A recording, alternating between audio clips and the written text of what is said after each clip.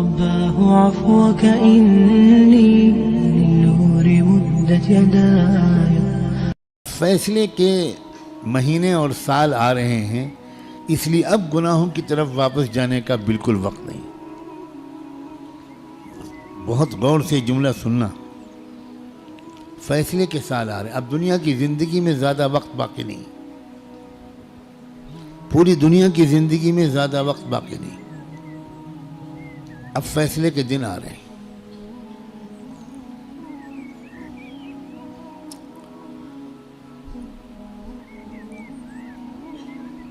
پہلے جیسا اب زمانہ نہیں ہے. ایک ایک دن جو گزر رہا ہے یہ فیصلے کے دن سے ہمیں قریب کر رہا ہے. اور فیصلے کے دن کی جو سب سے بڑی علامت ہے کہ اب فیصلے کا دن قریب ہے، وہ ہے فلسطین کے حالات.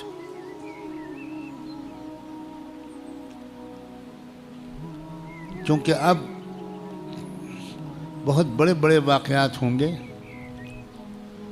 دجال کی آمد بھی بہت دور نہیں ہے، اور حضرت عیسیٰ کی آمد بھی بہت دور نہیں ہے، اور امام مہدی کی آمد بھی بہت دور نہیں. اب مسئلہ یہ ہے کہ اگر اب بھی ہم گناہوں کی زندگی میں لگے تو ہمیں اللہ دجال کے ساتھ کھڑا کر دے گا. توبہ کی توفیق بھی ہم سے چھین لے گا. حضرت امام مہدی کے دشمنوں کے لشکر میں ہم کھڑے ہوں گے. اب یہ دیکھو، یہ وہ وقت ہے. کچھ پتہ نہیں کس وقت اگلا قدم اٹھ جائے. جو نشانیاں اللہ کے رسول نے بتائی تھی آخری فیصلہ کن دور کی، بڑی تیزی کے ساتھ آ رہی ہیں. اس میں ایک نشانی یہ تھی کہ بہت بھیانک جنگ ہوگی یہودیوں کے درمیان اور اصلی ایمان والوں کے درمیان.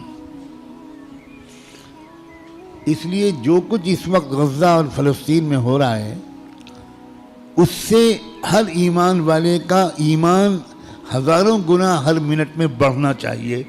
اس لیے کہ وہی ہو رہا ہے جو اللہ کے رسول بتا کر گئے تھے. جس وقت وہ آپ بتا رہے تھے اس وقت تو فلسطین میں کوئی مسلمان تھا ہی نہیں. اور آپ یہ بتا رہے ہیں کہ ایک بھیانک جنگ ہوگی، خطرناک جنگ ہوگی، یہودیوں اور ایمان والوں کے مابین ایک خطرناک جنگ ہوگی. آپ بتا رہے ہیں کہ ایک علاقہ ہوگا جہاں سچے پکے مومن جان دے رہے ہوں گے اور جان لے رہے ہوں گے، قربانیاں دے رہے ہوں گے. مسجد اقصی کی حفاظت میں نوجوان جوق در جوق شہید ہو رہے ہوں گے.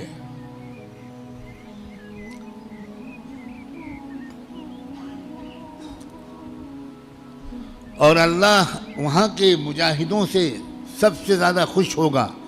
اصلی ایمان والے وہیں پر ہوں گے.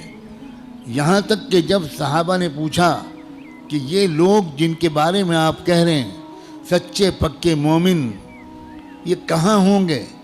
آپ نے فرمایا یہ بیت المقدس اور اس کے چاروں طرف ہوں گے، مسجد اقصی اور اس کے چاروں طرف ہوں گے.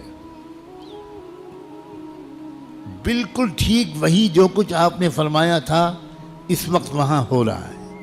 ہم لوگ اسی زمانے میں ہیں. آپ اس سے خوش ہوں یا آپ اس سے ناراض ہوں، ہم کو اللہ نے وہی زمانہ عطا فرمایا جس میں ہم اپنی آنکھوں سے اللہ کے رسول کی بات کو سچا پکا ہوتا ہوا دیکھ رہے ہیں. قال اللہ قال رسول، سچے کلام کو عام کرو. ایک اللہ سے ہوتا ہے، اس پیغام کو عام کرو.